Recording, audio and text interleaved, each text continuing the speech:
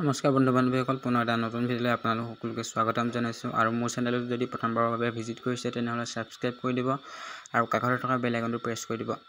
Publication board Assam ৰিকুৱাৰমেণ্টৰ ফালৰ পৰা কেইবাটাও পোষ্ট ওলাইছে একাউণ্ট এছিষ্টেণ্ট পোষ্টৰ। কি কোৱালিফিকেশ্যন লাগিব, কি কৰিব লাগিব সবিশেষ জানিবলৈ ভিডিঅ'টো শেষলৈকে চাই থাকিব। অনলাইন কৰাৰ লাষ্ট ডেটটো হ'ল 30 তাৰিখ 9 মাহ 2024। একাউণ্ট এছিষ্টেণ্টৰ পোষ্ট উলিয়াইছে in the career of junior assistant পোষ্টৰ। পোষ্ট আছে এটা একাউণ্ট এছিষ্টেণ্টৰ।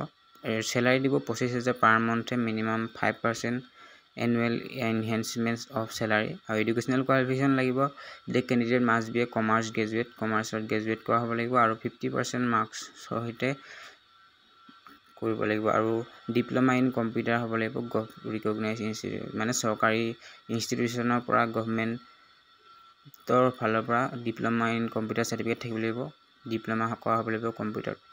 তাৰপিছত এক্সপিৰিয়েঞ্চ লাগিব minimum 2 year working experience in any government or private organisation the field of accounts. যিকোনো গভৰ্ণমেণ্ট বা প্ৰাইভেট ছেক্টৰ 2 বছৰ কাম কৰা এক্সপিৰিয়েঞ্চ থাকিব লাগিব। তাৰপিছত এজ লিমিটটো মেক্সিমাম এজটো 18 বছৰ বা 40 বছৰৰ ভিতৰত থাকিব। আৰু এজ ৰিলেক্সেশ্যনটো কনচিডাৰ কৰিব এজ পাৰ গভৰ্ণমেণ্ট ৰুলৰ হিচাপত। আৰু এপ্লিকেশ্যন ফিজটো থাকিব 300 টকা।